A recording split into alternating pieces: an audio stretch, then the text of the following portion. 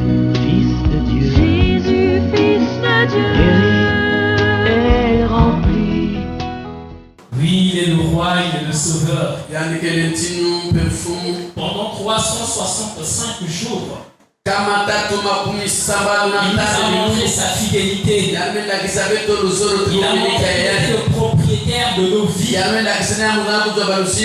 Il était le roi sur le territoire qui est mon esprit, mon corps, mon âme. Personne d'autre n'est comme lui. Raison pour laquelle nous avons toutes les raisons d'être joyeux, joyeuses. Et par cette occasion, je vous souhaite bonne et heureuse année. Plein de grâce, plein de bonnes choses. Au nom de Jésus-Christ. Amen. Nous allons donc lire dans Galates chapitre 5, verset 13. Nous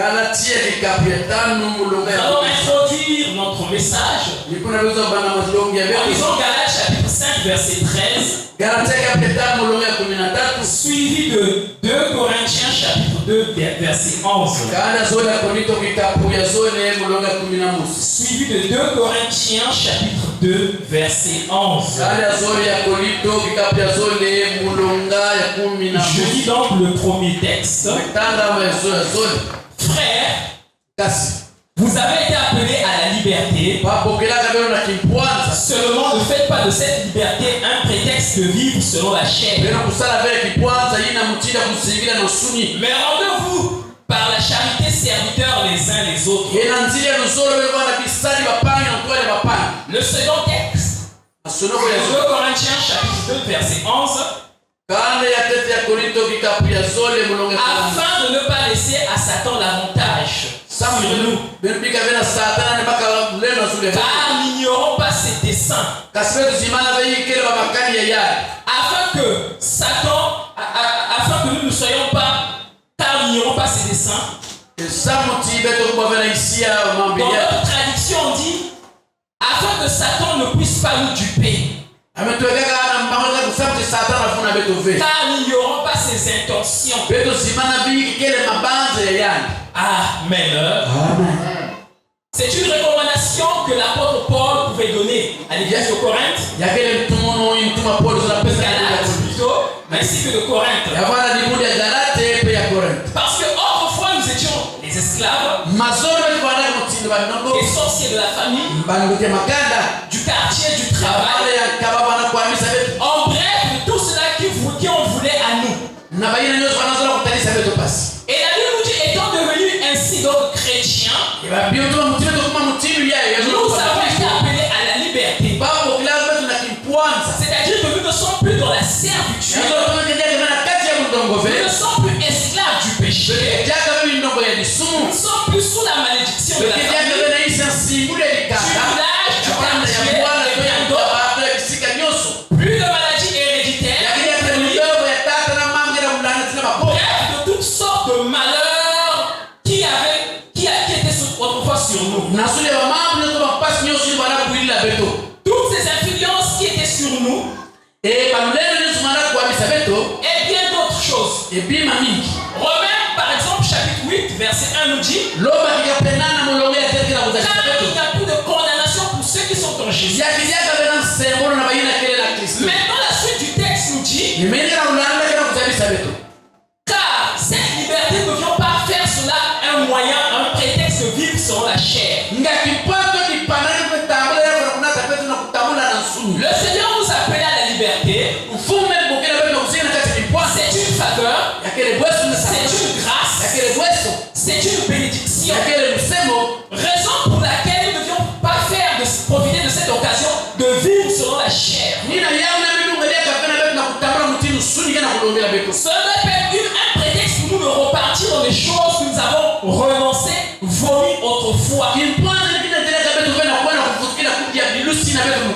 C'est ainsi que, bien mes frères et sœurs, avec ton argent, avec la grâce de Dieu que tu as reçue, même la beauté que le Seigneur t'a faite, l'onction, la bénédiction, ne doit pas être un prétexte pour nous de vivre ou plutôt de mener bon nous sommes notre vie.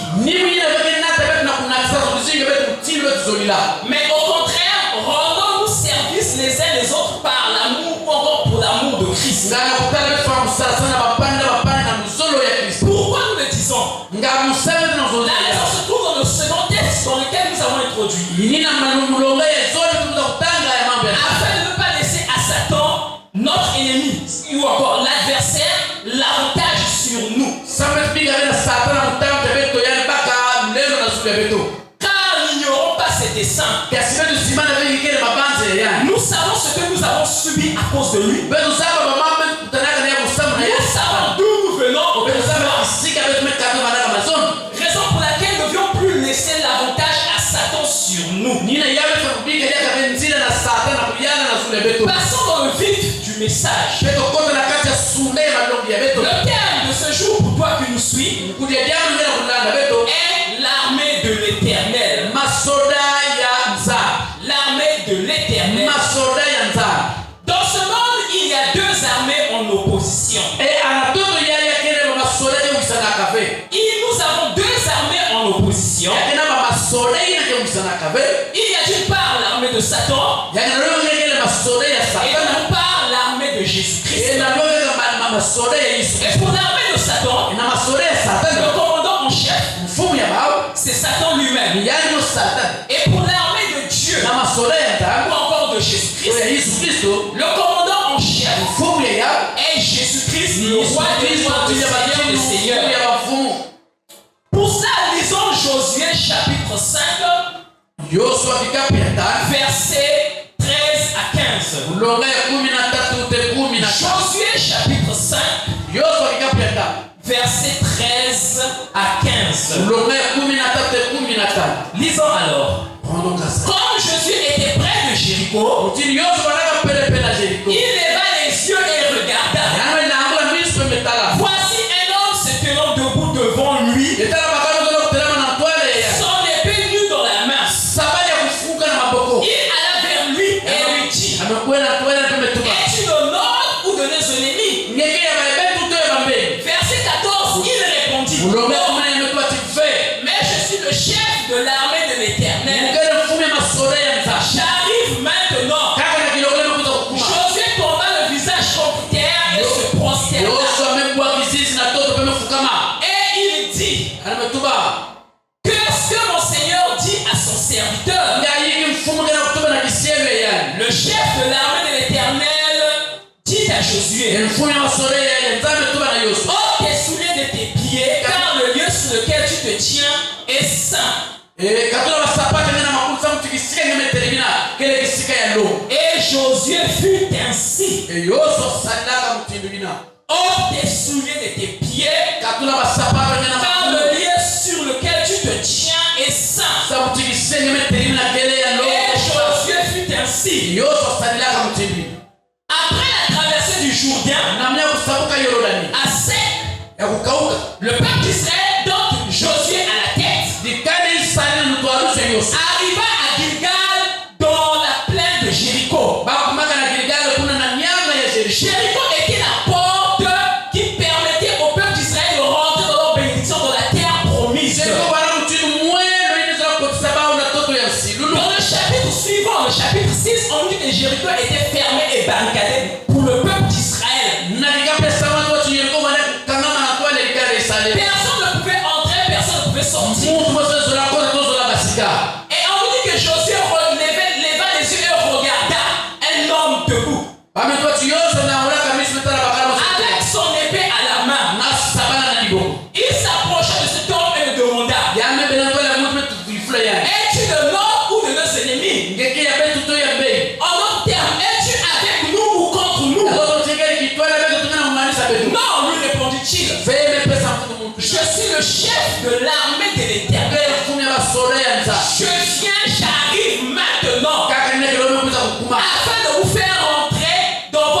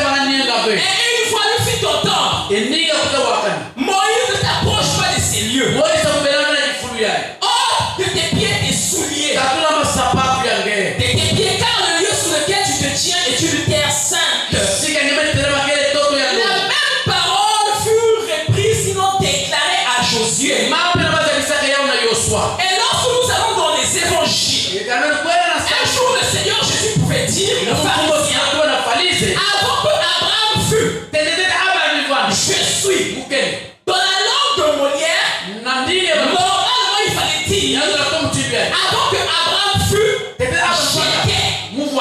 Je suis la même parole que l'Éternel avait déclarée à Moïse. Lorsque Moïse lui posa la question, tu me vois vers le peuple d'Israël. Qu'est-ce que je vais leur dire? Qui m'envoie vers eux? Dis leur que je suis envoyé. Je suis celui qui suis. La même parole fut réprise par notre Seigneur Jésus. En terre, le chef de l'armée éternelle ici, n'est autre que le Seigneur Jésus. Le roi des rois, le Seigneur des seigneurs. Et vous verrez nulle part dans la Bible où il est encore repris. Ôte tes pieds tes souliers, car le lieu sur lequel tu te tiens est saint. Seulement 2 fois dans la Bible. La première fois à Moïse, c'était l'Éternel. La deuxième fois à Josué, c'était le chef de l'armée de l'Éternel. Le chef de l'armée de l'Éternel, n'est autre que Jésus-Christ, le roi des rois, le Seigneur des seigneurs. Ces deux armées possèdent chacune 2 parties. Pour celle qui est de Satan, il y a la partie invisible et la partie visible. Dans la partie invisible, il y a le diable, les anges déchus et les démons. Pour la partie visible, ce sont les sorciers, les magiciens, les satanistes, les occultistes. En bref, tout être humain qui travaille pour le diable en âme et conscience. Eux, ils représentent la partie visible de l'armée de Satan. Et pour nous, l'église de Christ, nous pouvions ajouter à cette liste tous les faux serviteurs et servantes de Dieu. Et pour l'armée de Jésus-Christ, dans la partie invisible, nous voyons Jésus-Christ et les anges restés fidèles à Dieu. Pour la partie visible, c'est l'église. Mais pas n'importe quelle église. L'église où on accepte la manifestation du Saint-Esprit. Maintenant, ces deux armées, entre ces deux armées, il y a une qui est au-dessus de l'autre. Et celle qui est au-dessus de l'autre, c'est celle de Jésus-Christ. Tout je puis te rassurer, toi qui me suis, toi qui me que jusqu'aujourd'hui, Jésus-Christ est en train de recruter des soldats pour son armée. Et si tu entres dans l'armée de Jésus-Christ, tu auras la puissance, tu auras la force de marcher sur l'armée de Satan. Parce que Luc chapitre 10 verset 19 nous dit, voici je vous ai donné le pouvoir de marcher sur les serpents et les scorpions et sur toute la puissance de l'ennemi, et rien ne pourra vous nuire.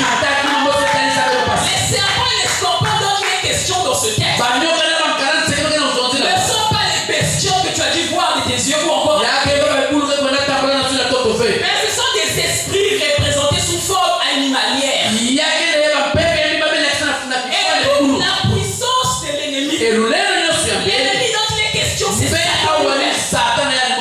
Quelle parole d'assurance, quelle certitude de faire partie de cette armée. Ainsi je puis réitérer, si tu entres dans l'armée de Jésus-Christ, tu auras la capacité, le pouvoir de marcher sur les sorciers de ta famille, de ton quartier, sur les satanistes, les occultistes, sur toutes les loges, sur les démons, et même sur le diable lui-même. Et rien ne pourra te nuire comme le déclarent les Écritures. Nous pouvons encore ajouter un autre texte, celui de Marc 16:17. Marc 16:17 nous dit ceci. Voici les miracles qui accompagneront ceux qui auront cru. En mon nom, c'est-à-dire au nom de Jésus, ils chasseront les démons.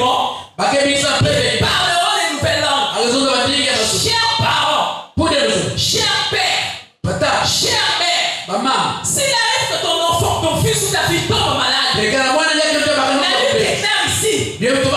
Voici les miracles qui accompagneront ceux qui auront cru. On n'a pas dit les miracles qui accompagneront les pasteurs. On n'a pas dit les miracles qui accompagneront les anciens. On n'a pas dit les miracles qui accompagneront les diables. Mais les miracles qui accompagneront tous ceux qui auront cru. Ils chasseront les malades. Ils chasseront les démons. Et dans la suite du texte, on nous dit il imposera les mains aux malades et les malades seront guéris. Ton fils est malade. Ta fille est malade. Impose-lui les mains et déclare à la maladie de quitter le corps de ton parti au nom de Jésus. Et la maladie t'obéira. Parce que la maladie a des oreilles. Car devant le nom de Jésus-Christ, tout genou fléchira. Tout genou doit obéir. Doit se soumettre. Voici les miracles. Ils saisiront les serpents. S'ils boivent quelques breuvages, s'il arrive que des jaloux, des rancuniers, des ennemis cherchent à t'empoisonner, cela sera sans effet. Alléluia. Or, dans cette armée, engage-toi. Quand tu entres dans l'armée de Jésus-Christ, les miracles t'accompagneront. Tu seras accompagné par des miracles. Comment y entrer? Dans Jean chapitre 1, verset 12. Jean chapitre 1, verset 12 nous dit ceci. Mais à tous ceux qui l'ont reçu, à ceux qui croient en son nom, au nom de Jésus, c'est-à-dire la parole, leur donne le pouvoir de devenir enfant de Dieu. Je vais peut-être te scandaliser, mais cela est la vérité. Tous nous sommes des créatures de Dieu, mais tous nous ne sommes pas des enfants de Dieu. Je parle dans le sens, enfant de Dieu, pas dans le sens littéraire du terme, mais dans le sens spirituel du terme. On devient enfant de Dieu lorsqu'on a cru et qu'on a accepté Jésus-Christ comme Seigneur et Sauveur. Voilà la porte qui te permet de rentrer dans l'armée de Jésus-Christ et de t'y conformer comme un bon soldat de Jésus-Christ, comme nous le verrons par la suite. Comment s'y engager? Donc 2 Timothée chapitre 2, verset 3 à 4. 2 Timothée chapitre 2, verset 3 à 4, on nous dit ceci. Souffre avec moi comme un bon soldat de Jésus-Christ. Il n'est pas de soldat qui s'embarrasse des affaires de la vie s'il veut plaire à ceux qui l'ont enrôlé. Lorsqu'un soldat était engagé dans l'armée, s'il veut plaire à celui qui l'a enrôlé, il ne doit pas mélanger les choses. Il ne doit pas s'embarrasser des affaires de la vie. Il ne doit pas s'embrouiller des situations quotidiennes de la vie. C'est-à-dire que c'est ainsi que ce texte nous dit. Souffre avec moi comme un bon soldat de Jésus-Christ. Pardon, que Jésus-Christ a une armée. Et comment souffrir en tant que bon soldat de Jésus-Christ? Vous savez, normalement, un soldat, la place d'un soldat, c'est dans les casernes. Ce n'est pas comme chez nous, comme dans nos pays, où nous commençons à vivre avec les soldats, à manger avec eux. Ils viennent même louer dans les mêmes parcelles où nous sommes. Mais sous d'autres cieux, un soldat vit très loin de la population, dans les corps reculés. Et là-bas, régulièrement, ils s'entraînent parce que lui, il est là pour défendre la nation. Et on s'occupe de lui pour qu'un jour il puisse verser son sang pour la nation. Ce n'est pas n'importe qui. Et les soldats qui connaissent cette réalité prennent cela à cœur.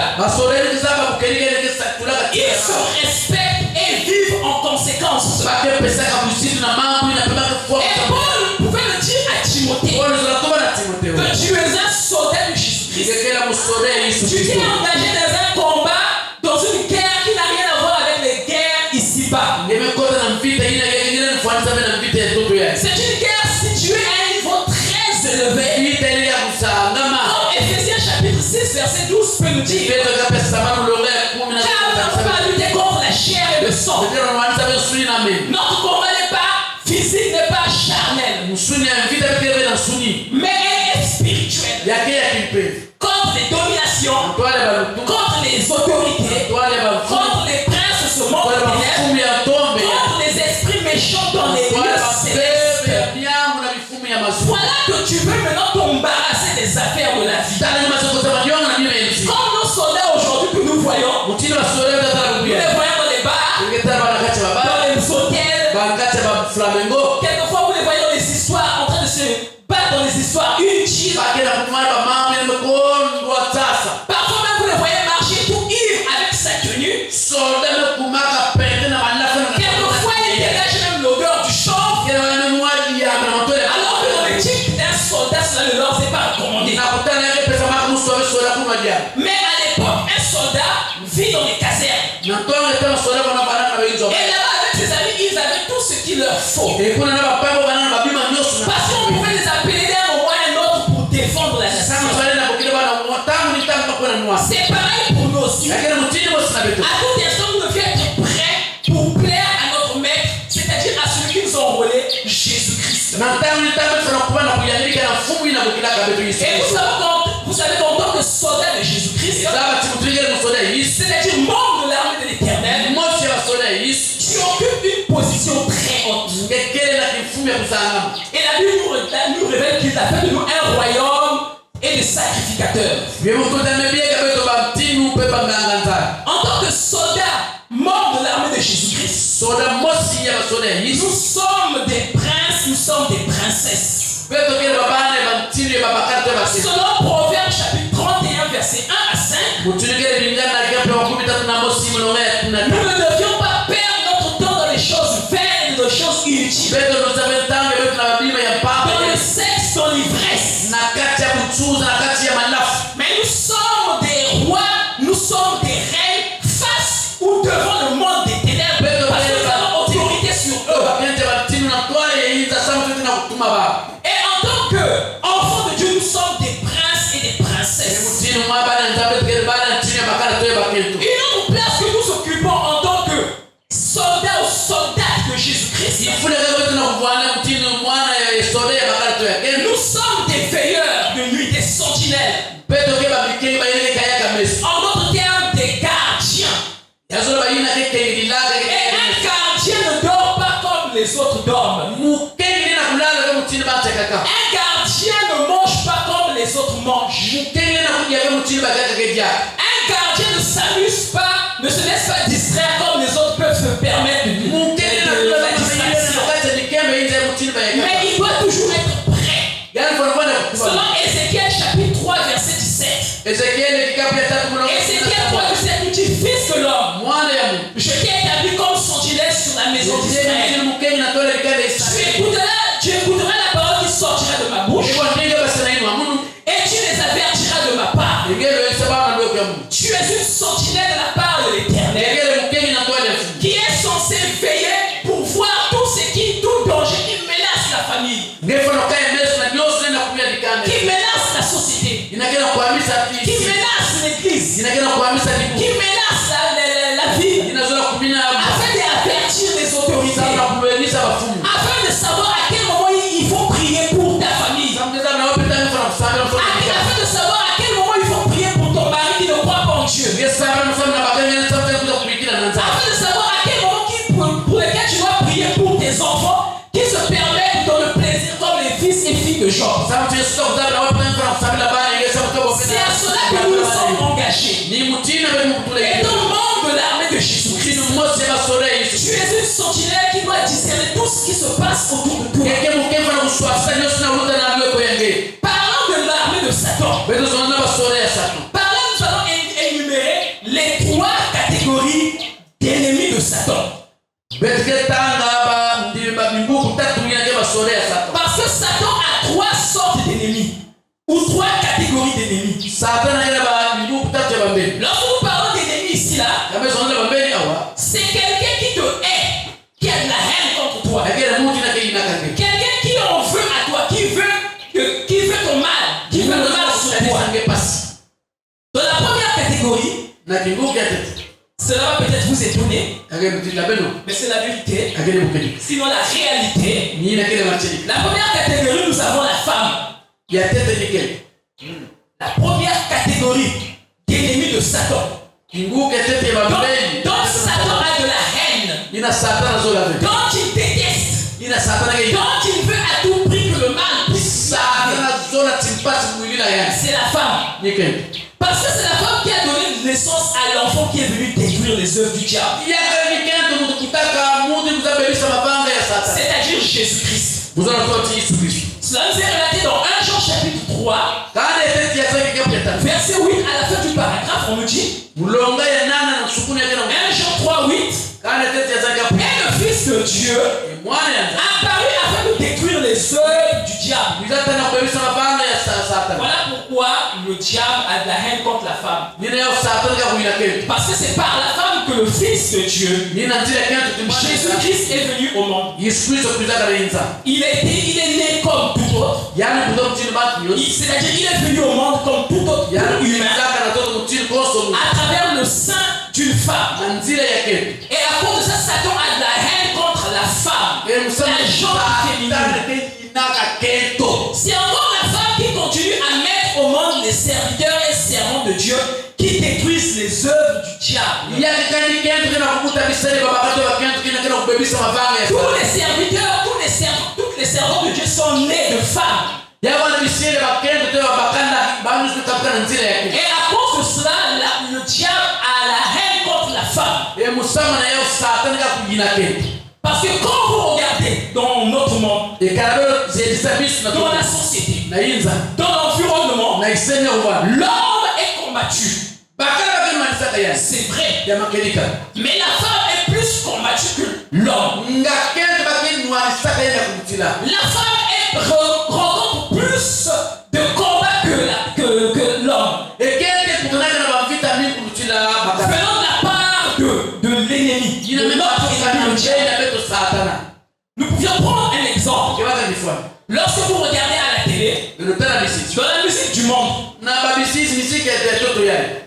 dont l'homme est habillé, l'homme est vêtu, et la manière dont la femme est vêtue, c'est pas de la même façon. L'homme est bien vêtu, quelquefois vêtu comme moi, mais quand vous voyez la femme à côté de cela n'est pas pareil. La femme est toujours mal vêtue, dans le but de pervertir, de détruire l'image de la femme, de la vieillir, de donner l'impression que la femme n'est qu'un objet de rire et rien d'autre. Donc sont même arrivés à dire que la femme c'est la 7e bête après le crapaud. C'est très grave.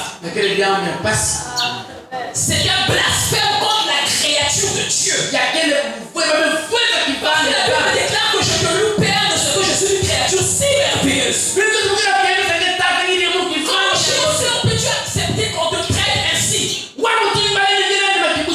Quelle inspiration ne peut revenir du diable? Et quand tu réalises cela, tu te laisseras traiter comme toute autre chose.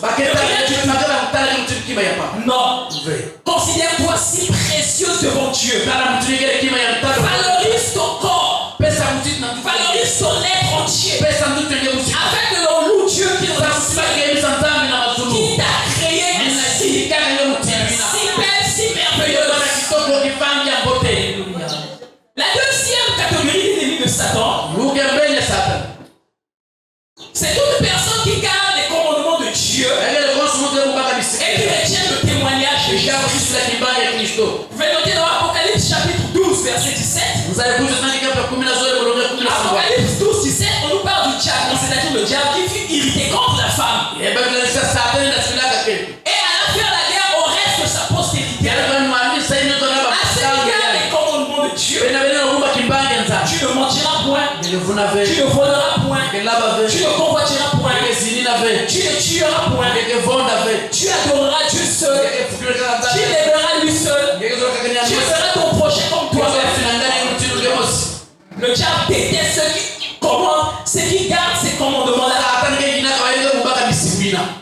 tu es fidèle à ta femme, quelqu'un vient te dire, laisse ta femme, prends une autre. Mon cher, reste fidèle à Dieu, reste fidèle à ton épouse, reste fidèle à la femme de ta jeunesse. Et tu ne le regretteras pas. Parce que cette femme-là, elle vient de Dieu. Elle s'est battue avec toi. Elle sait comment ce que tu es arrivé jusqu'à là. Mais celle que tu prendras ne sera là seulement pour ton argent, pour tes biens. Et ensuite, te quittera lorsqu'il n'y a plus rien. Plusieurs aujourd'hui pleurent. Plusieurs aujourd'hui regrettent. Les femmes qu'ils ont prises parce qu'ils avaient maintenant de l'argent, les ont toutes abandonnées. Alléluia. Car les commandements de Dieu et le témoignage de Jésus-Christ, c'est-à-dire quand tu marches, on voit que c'est Jésus. Quand tu parles, quand tu réagis, tu honores Christ. C'est ça, garde le témoignage. Ici, nous pouvions dire, toute personne qui donne sa vie à Jésus est automatiquement ennemi de Satan.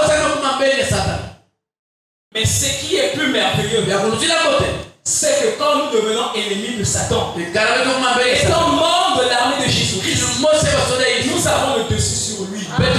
Et lui pourra rien nous suivre. La troisième catégorie, c'est toutes personnes qui sont nées d'une femme. La postérité de la femme, dans le sens large du terme. Dans Genèse chapitre 3, verset 15, Genèse 3, 15 nous dit, je mettrai inimitié entre toi et la femme, entre ta postérité et sa postérité. Celui-ci t'écrasera la tête et tu lui blesseras le talon. Là, c'est l'Éternel qui s'adressait, qui parlait au serpent. Il y a inimitié entre la postérité de la femme et la postérité du serpent. Même les sorciers sont nés d'une femme. Malgré qu'ils travaillent pour le diable, mais ils deviennent encore ennemis de Satan. Il y a des sorciers qui ont osé aller attaquer les chrétiens. Croyant reçu la toute puissance, se permet de tout. Et quand ils sont arrivés, ils ont seulement rencontré le seul nom de Jésus-Christ. Ils se sont retrouvés à des milliers de kilomètres. Et lorsqu'ils sont allés rendre compte à leur maître le diable, devant leur assemblée, ils ont expliqué que nous avons seulement entendu un seul nom. C'était le nom de Jésus. Voilà. Au moment où le nom fut déclaré, et tous les satanistes, et tous les démons, et le diable lui-même, se sont retrouvés prosternés par terre devant le seul nom de Jésus-Christ. Et la seule chose que le diable a pu dire, allez-y, éliminez-le-moi. Et ce sataniste fut tué. Voilà pourquoi je t'invite, toi, sataniste, toi, sorcier, qui te plaît dans ces histoires, viens à Jésus-Christ. Jésus-Christ, tu as le salut, tu as la victoire, tu as la protection. Parce que tout quiconque qui échoue à une mission de la part de Satan finit par être éliminé, finit par être assassiné. L'armée de l'Éternel. Je t'invite à faire partie de cette armée. Abandonne tout ce qui n'est pas de Dieu. Le diable est l'ennemi de toute l'humanité. Son but, c'est de nous faire perdre, de nous distraire, de nous éloigner de tout ce qui est de Dieu. Et d'aucuns diront que si Jésus-Christ a vaincu Satan, si Jésus-Christ a la victoire sur Satan, pourquoi est-ce que nous continuons à voir aujourd'hui les dégâts que nous avons dans les foyers, dans nos sociétés? En réalité, c'est ça que on nous dit que le Seigneur a dépouillé les dominateurs. dominations,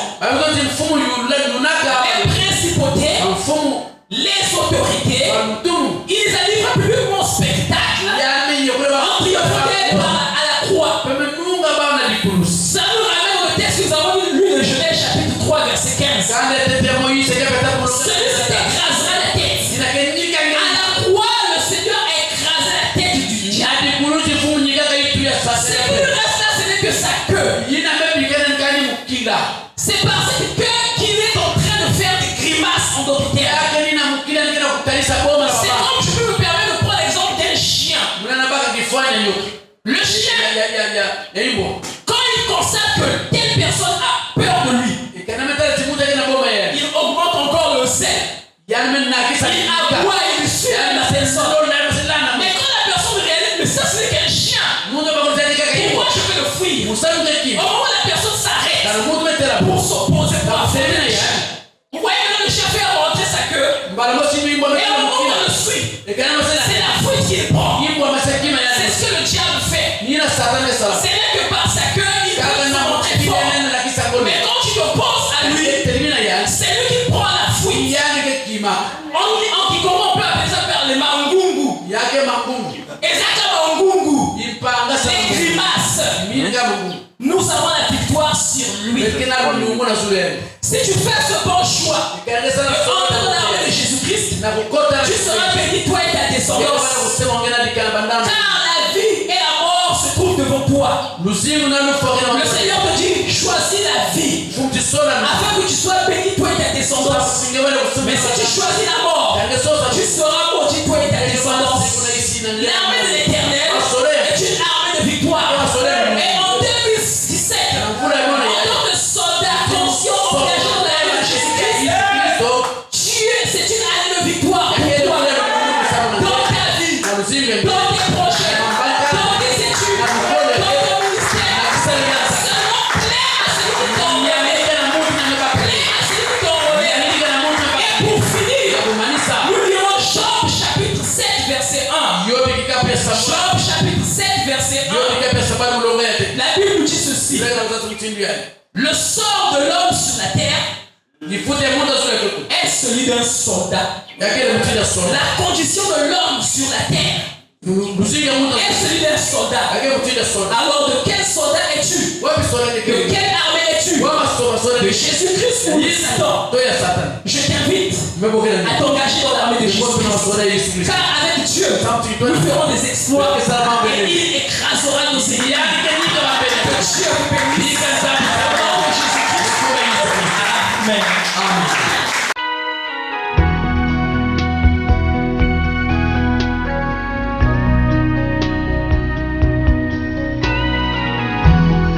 Douce et libre comme l'onde, Nos blessures et nos pardons. guéri, guéri, Jésus, Fils de Dieu.